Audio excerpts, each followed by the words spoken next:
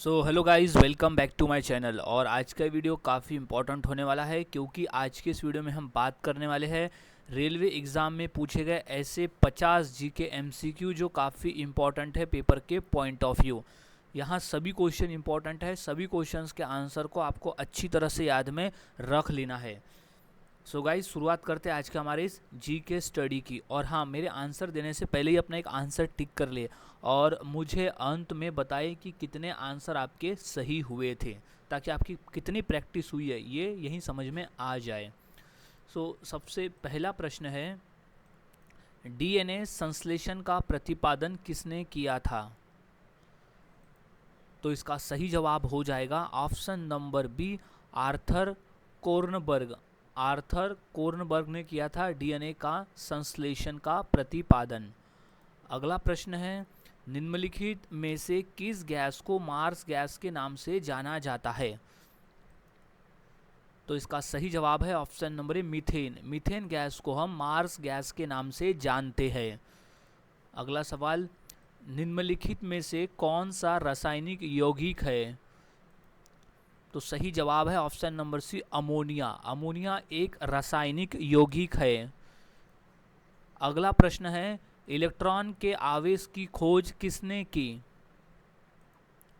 तो इसका सही जवाब है option number B, Thomson. Electron के आवेश की खोज की है थॉमसन ने। अगला सवाल, विक्रमशिला शिक्षा केंद्र के संस्थापक का नाम क्या है? तो इसका सही जवाब है option number B, Dharmapal. Vikramshila शिक्षा केंद्र के संस्थापक का नाम है धर्मपाल। अगला प्रश्न है, क्रिकेट खेल की शुरुआत किस देश में हुई?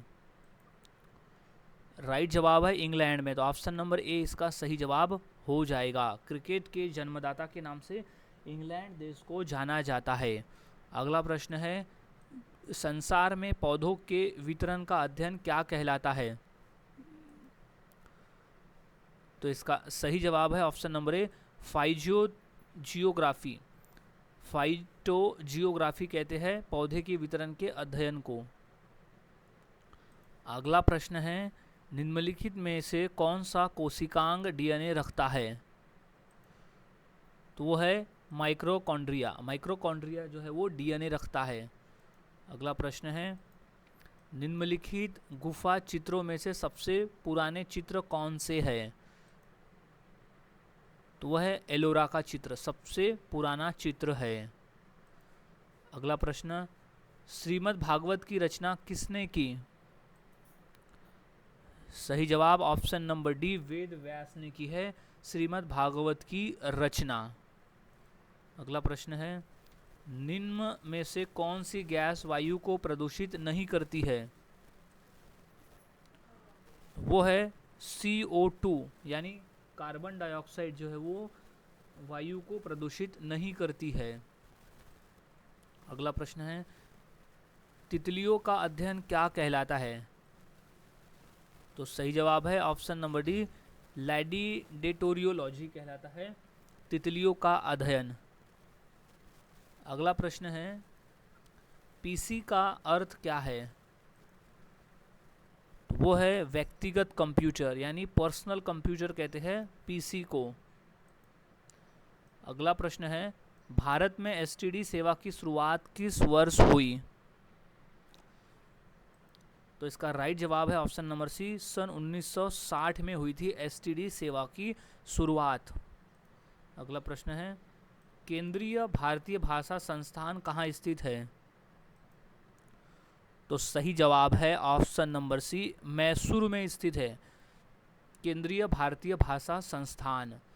अगला सवाल, भारत में रेडियो प्रसारण का प्रारंभ किस वर्ष हुआ? सही जवाब है ऑप्शन नंबर ए, सन 1923 में हुआ था भारत में रेडियो प्रसारण का प्रारंभ। अगला प्रश्न है, भारतीय शास्त्रीय नृत्य की सबसे प्राचीन शैली कौन सी है? सही जवाब ऑप्शन नंबर सी, भरतनाट्यम है भारतीय शास्त्रीय नृत्य की सबसे प्राचीन शैली। अगला सवाल, प्लास्टर ऑफ पेरिस किससे बनता है? सही जवाब ऑप्शन नंबर डी, जिप्सम से बनता है प्लास्टर ऑफ पेरिस। अगला, निम्नलिखित में से कौन विद्युत अचुंबकीय है? तो इसका सही जवाब है ऑप्शन नंबर डी, तांबा। तांबा जो है वो एक विद्युत अचुंबकीय है। अगला सवाल, महावीर जैन की मृत्यु किस नगर में हुई? तो सही जवाब है ऑप्शन नंबर सी, पावापुरी में हुई है महावीर जैन की मृत्यु। ये क्वेश्चन मोस्ट इम्पॉर्टेंट है, काफ़ी बार ये प्रश्न पेपर में पूछा जा चुका है। अगला प्रश्न है, किस ग्रह को शाम का तारा यानी इवनिंग स्टार कहा जाता है? तो इसका राइट जवाब है ऑप्शन नंबर सी, शुक्र ग्रह को हम शाम का तारा यानी इवनिंग स्टार कहते हैं, क्योंकि ये सबसे चमकीला ग्रह है। नेक्स्ट क्वेश्चन है, भाखंडे संगीत महाविद्यालय कहाँ स्थित है?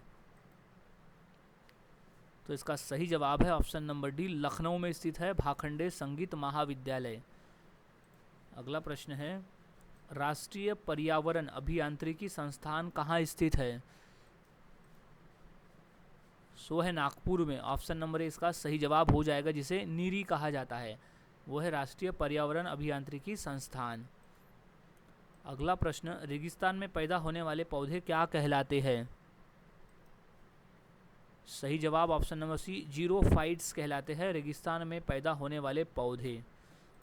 अगला सवाल, निम्न में से कौन सा धातु अर्धचालक की तरह ट्रांजिस्टर में प्रयोग होती है? तो वो है जर्मेनियम।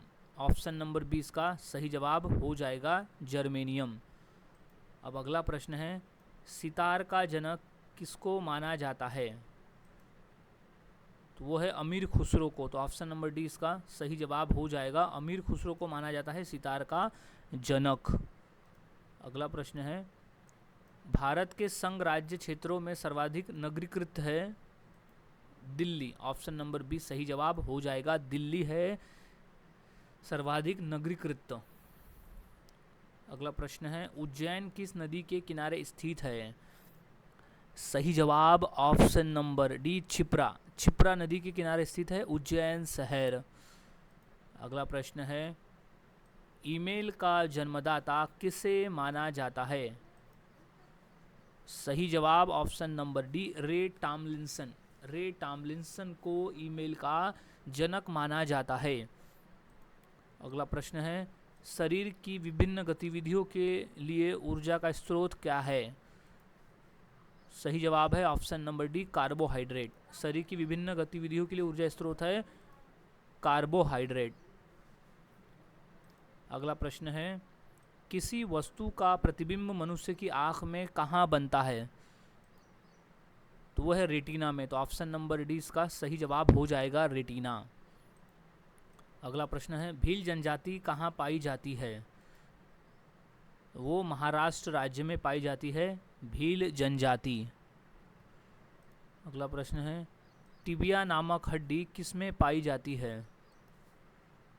तो है टांग में। तो ऑप्शन नंबर डी इसका सही जवाब हो जाएगा, टांग। टिबिया नामक हड्डी पाई जाती है टांग में। अगला प्रश्न है, दक्षिण भारत की नदियों में सबसे लंबी नदी कौन सी है? तो वो है ऑप्शन नंबर ए, गोदावरी नदी दक्षिण भारत की सबसे लंबी नदी है। अगला प्रश्न है, मैक अंकों का प्रयोग वेग के संबंध में किया जाता है कहाँ? वायुयान में। ऑप्शन नंबर सी सही जवाब हो जाएगा। अगला प्रश्न है, भारतीय चमड़े का सर्वाधिक निर्यात किसको किया जाता है? तो वो इंग्लैंड को। तो ऑप्शन नंबर सी इसका राइट जवाब हो जाएगा। अगला प्रश्न है, निम्नलिखित में से कौन सा रोग रक्तदान द्वारा नहीं फैलता है? सही जवाब है option number B, typhoid. Typhoid एक ऐसा रोग है दिए गए ऑप्शन में से जो रक्तदान द्वारा नहीं फैलता है। इसके अलावा हेपेटाइटिस, HIV और मलेरिया, ये जो तीनों रोग है वो रक्तदान द्वारा फैलने वाले रोग है, यानी रक्तदान से भी ये रोग फैलते हैं। अगला प्रश्न है, राष्ट्रीय साक्षरता मिशन की शुरुआत कब हुई? तो सही जवाब है ऑप्शन नंबर डी, सन 1988 को हुई थी राष्ट्रीय साक्षरता मिशन की शुरुआत। नेक्स्ट, आनुवंशिक यूनिट अर्थात जिन होते हैं काय में वो होते हैं गुणसूत्रों में। ऑप्शन नंबर बी सही जवाब हो जाएगा। नेक्स्ट है, जन्म के बाद मानव के किस ऊतक में कोई कोशिका विभाजन नहीं होता है? तो है तंत्रिका में। तो ऑप्शन नंबर बी सही जवाब हो जाएगा। अगला प्रश्न है, थर्मल फ्लास्क के आविष्कारक कौन है? तो वह है जेम्स डेवार। थर्मल फ्लास्क के आविष्कारक है जेम्स डेवार। अगला प्रश्न है, इंदिरा गांधी राष्ट्रीय मानव संग्रहालय कहाँ स्थित है? तो वह है भोपाल में। ऑप्शन नंबर बी सही जवाब हो जाएगा। अगला प्रश्न है, अमृतसर स्थित स्वर्ण मंदिर किसने बनाया? तो गुरु अर्जुन देव जी ने बनाया था अमृतसर स्थित स्वर्ण मंदिर यानी गोल्डन टेम्पल को। अगला प्रश्न है, कार्बेट नेशनल पार्क किस जिले में स्थित है? सही जवाब ऑप्शन नंबर डी नैनीताल में स्थित है। नेक्स्ट, एम्पियर नापने की इकाई क्या है? यानी एम्पियर किसकी इकाई है? तो है करंट की। ऑप्शन नंबर बी सही जवाब हो जाएगा। अगला प्रश्न है, मध्य प्रदेश में कुंभ मेला कहाँ लगता है? सही जवाब है ऑप्शन नंबर डी उज्जैन में। मध्य प्रदेश में कुंभ मेला लगता है उज्जैन शहर में। अगला सवाल, शून्यवाद के प्रतिपादन कौन माने जाते हैं? तो वह है माधवाचार्य। ऑप्शन नंबर बी सही जवाब हो जाएगा। अगला प्रश्न, किस कारण से स्टोन कैंसर होता है? तो है अम्ल वर्षा यानी एसिड रेन की वजह से होता है स्टोन कैंसर। अगला प्रश्न है, कंप्यूटर का सबसे महत्वपूर्ण भाग कौन सा है? तो वो है सीपीयू। तो ऑप्शन नंबर ए इसका सही जवाब हो जाएगा, सीपीयू यानी सेंट्रल प्रोसेसिंग यूनिट। अगला सवाल, लार किसके पाचन में सहायक होती है? तो वह स्टार्च। लार स्टार्च के सहायक में स्टार्च के पाचक के सहायक होती है। सो गाइज, आज की वीडियो में हमने ऐसे 50 क्वेश्चंस की प्रैक्टिस की जो काफ़ी इंपॉर्टेंट है पेपर के पॉइंट ऑफ व्यू। तो सभी क्वेश्चंस के आंसर आपको अच्छी तरह से याद में रख लेना है क्योंकि सभी क्वेश्चन इंपॉर्टेंट है। सो मिलता हूँ ऐसे ही और नए जीके क्वेश्चंस के साथ अगले वीडियो में। तब तक के लिए चैनल के साथ बने रहे, वीडियोज़ को देखते रहे और इसी तरह से जीके की प्रैक्टिस करते रहे।